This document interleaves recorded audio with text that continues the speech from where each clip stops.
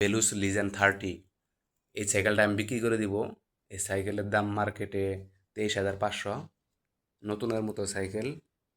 আমি এই সাইকেলের দাম চাচ্ছি, ফিক্সড দাম 13,500।